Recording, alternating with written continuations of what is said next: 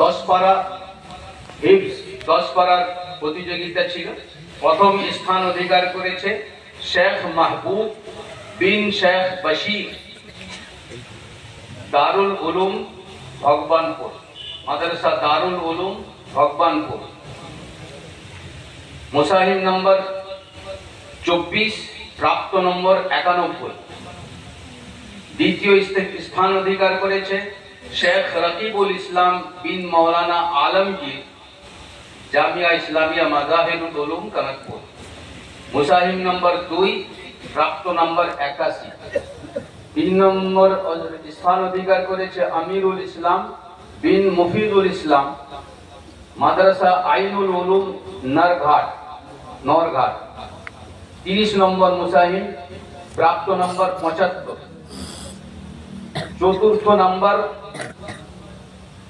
পেয়েছে, স্থান অধিকার করেছে মোহাম্মদ সাবির মোল্লা বিন রাজু মোল্লা, তাজবিদুল কোরআন আব্বাসিয়া ভগবানপুর। ভগবানপুরে যে ভিতরে যে মাদ্রাসাটা রয়েছে বস্তিতে, বচ্চিপুরও বলা হয়, ভগবানপুর, তাজবিদুল কোরআন আব্বাসিয়া ভগবানপুর। মুসাহিম নম্বর 13, প্রাপ্ত নম্বর 70। 5 নম্বর স্থান অধিকার করেছে মুস্তাফিদুর রহমান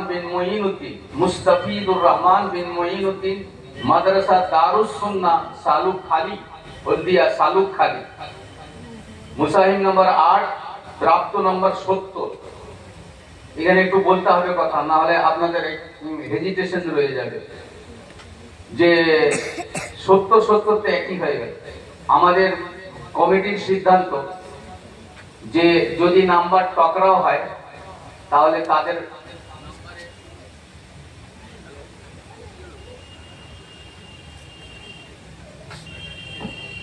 আলহামদুলিল্লাহ, যদি নাম্বার